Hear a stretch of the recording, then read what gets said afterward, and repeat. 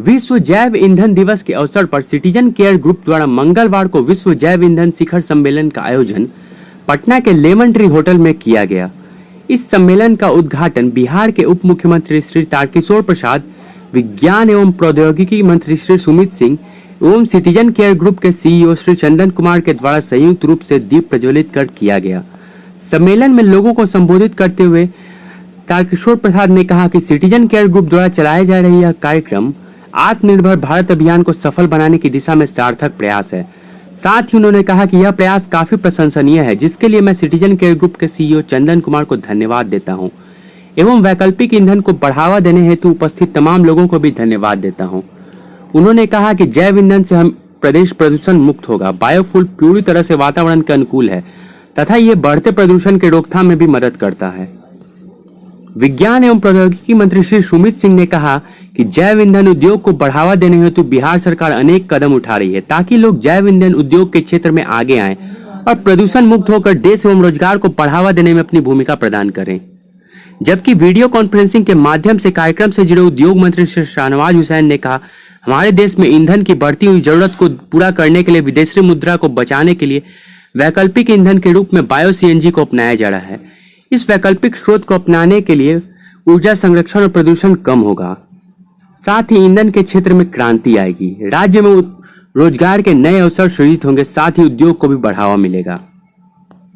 पूरे मानव जाति के लिए चुनौती बन गई और उसके शिकार हमारे अन्य भी जीव जंतु हो गए।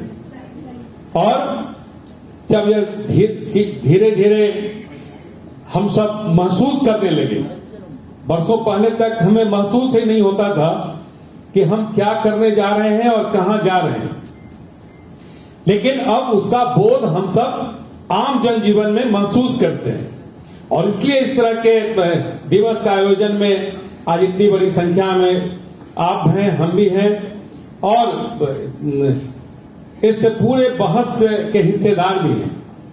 इसलिए लेकिन हमारे वैज्ञानिकों ने, हमारे अनुसंधानकर्ताओं ने जिस प्रकार से जो दैनंदिन जीवन के जो अवशिष्ट हैं और उसको रिसाइकलिंग करके फिर उसका जैव ईंधन के रूप में उपयोग करने का जो तरीका दिया है, वही हमें कहीं न कहीं प्रकृति को प्रदूषित होने से बचा सकते हैं। जैव ईंधन दिवस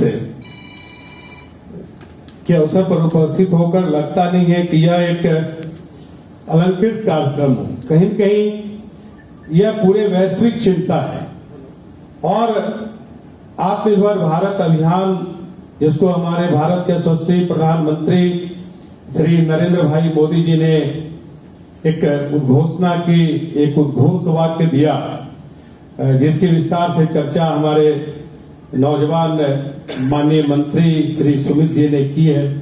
और पूर्व में भी हमारे हेमंत जी विस्तार से आप सबको जो जैव ईंधन के बारे में चर्चा कर रहे थे।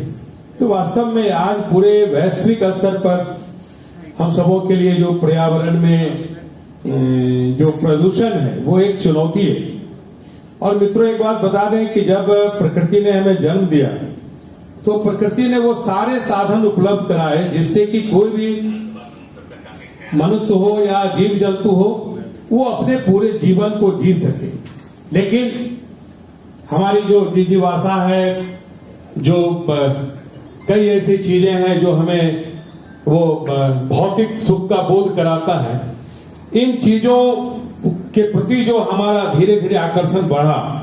सुखद संयोग बोलिए कि सुबह में मुझे एक सीएनजी किट का उद्घाटन भी करना था, जहां पे इसकी मशीन फिटिंग होती है।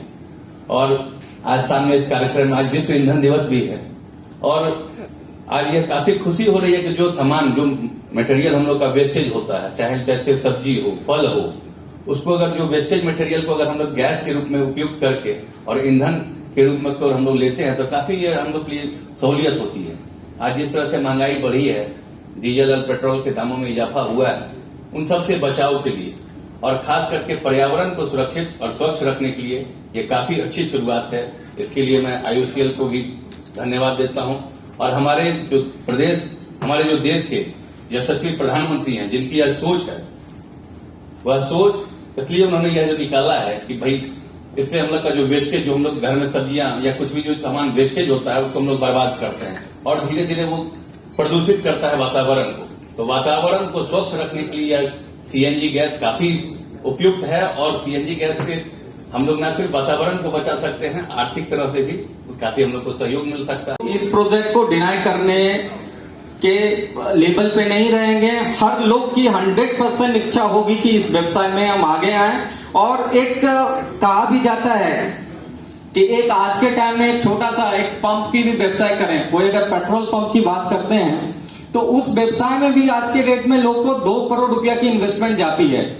और हम लोग एक उद्योग लगाने की बात कर रहे हैं, वो भी बायो सीएनजी की प्रोडक्शन करने की बात कर रहे हैं। ये एक अपने आप में गर्व की बात है कि भाई अगर हम किन्हीं को बोले भी कि भाई हमारा व्यवसाय क्या है, तो हम एक इंडस्ट्रीज हैं, हम बायो सीएनजी बनाते हैं, ना कि एक उनके इन्वेस्टमेंट के कंपैरिजन कि अगर एक